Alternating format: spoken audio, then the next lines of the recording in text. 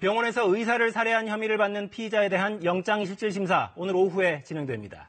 자세한 소식 사회부 강병수 기자와 더 알아보겠습니다. 자, 강 기자, 오늘 영장실질심사 먼저 일정부터 알려주시죠. 네, 살인 혐의로 이 수사를 받고 있는 박모 씨에 대한 구속영장 심사는 오늘 오후 3시부터 서울중앙지법에서 열립니다.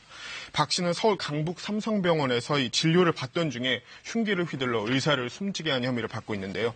이 영장 발부 여부는 이르면 오늘 밤에 결정될 것으로 보입니다. 네, 의사가 근무하던 병원에서 진료 도중에 공격당해서 숨졌는데 이게 충격이 더 컸습니다. 경찰 수사 상황은 지금 어떻습니까? 네, 경찰은 일단 병원 복도 CCTV를 확보했습니다. 이 CCTV에는 사건 당시 상황이 명백하게 담겨 있습니다. 경찰은 또 이 박 씨의 소지품 등 객관적인 자료 분석에 힘을 모으고 있습니다. 이 사건 당일 현행범 체포된 박 씨는 의사를 살해한 건 시인했습니다. 하지만 왜 흉기를 휘둘렀는지에 대해서는 일관된 진술을 하지 않고 있습니다. 네. 또 박 씨는 조울증이라고 하는 양극성 기분장애를 앓고 있는 것으로 알려졌는데요. 이 경찰은 정확한 사인 규명을 위해 오늘 부검도 실시했습니다. 이 부검 뒤엔 숨진 의사의 빈소도 차려질 예정입니다. 네. 그동안 뉴스에서 응급실 의료진에 대한 상황이나 이런 걸 많이 보도했습니다. 그리고 또 연말에는 국회에서 관련 법안도 처리가 됐거든요. 그런데도 사실 이런 일이 또 벌어져가지고 참 참담합니다. 의료진 안전 상황이 어떻습니까? 네, 말씀하신 대로 이 의료계는 의료진에 대한 폭행이 심각한 수준이라고 호소하고 있습니다. 당장 통계 자료만 살펴봐도 그 심각성을 알 수 있는데요. 2017년 한 해 동안 의료진에 대한 폭행과 협박으로 신고된 사건만 890여 건입니다. 네. 하루 평균 2~3건의 의료진 폭행이 일어나고 있는 셈인 건데요.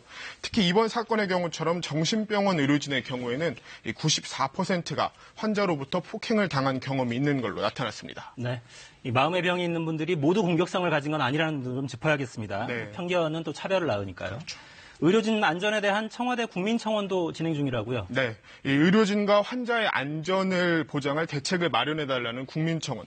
벌써 3만 명이 넘는 사람들의 동의를 얻었는데요. 네. 이 의료진에 대한 폭행이 단순 폭행으로 끝나는 것이 아니라 이 치료를 받아야 할 다른 환자들이 제대로 치료받을 수 있는 권리도 박탈하는 이 범죄 행위라는 점에서 네. 많은 사람들의 공감을 얻고 있는 것으로 보입니다.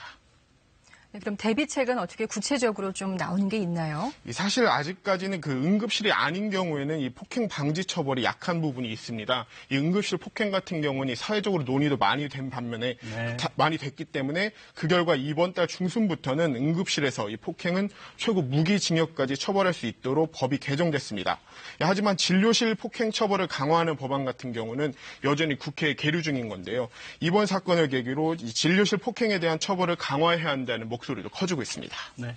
사망한 임세원 교수가 진료뿐만 아니라 사회활동도 굉장히 활발하게 해와서 네. 추모 열기도 좀 강하게 일어나는 것 같습니다. 네, 그렇습니다. 임세원 교수의 사망 소식이 전해진 직후에는 이 SNS 등을 통해 고인에 대한 추모의 목소리가 굉장히 크게 퍼지고 있는데요. 네. 임 교수는 생전 우울증과 불안장애 분야의 권위자로 활동하면서 특히 자살 방지에 굉장히 힘을 썼는데요. 네. 생전 자신의 SNS에 남긴 글에는 이렇게 적어놓았습니다. 제가 잠깐 읽어보면 나는 손재주도 없고 건강도 그리 좋지 못하다. 하지만 누군가에게 도움이 되는 삶을 살고 싶다.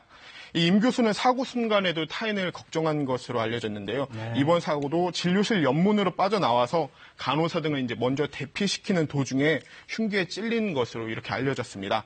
이뿐만 아니라 임 교수의 평소 행적이 자신이 쓴 글에 담긴 희망과 비슷했다는 이야기도 전해지면서 이 추모 분위기는 더욱 높아지고 있습니다. 네, 저희도 참 듣고 충격적인데 동료 의사들 그리고 또 유족들 얼마나 황망하고 또 상심이 크시겠어요. 네. 유족들도 비슷한 소망을 전달했다고 하죠. 네, 그렇습니다. 이 유족들인 조금 전 유족의 뜻이라며 이 두 가지를 크게 말씀해 주셨는데요. 첫 번째는 안전한 진료 환경을 만들어달라. 네. 두 번째는 마음이 아픈 사람들이 편견과 차별 없이 언제든 쉽게 도움을 받을 수 있는 사회를 만들어달라는 부탁이었습니다. 당장 임 교수가 평소 활동했던 학회를 중심으로 안전한 진료 환경 조성을 위한 관련법 개정이 추진 중이고요. 학회 관계자들은 이미 몇 명의 국회의원들이 취재에 공감한 만큼 네. 법 제정에 속도를 내겠다고 밝혔습니다.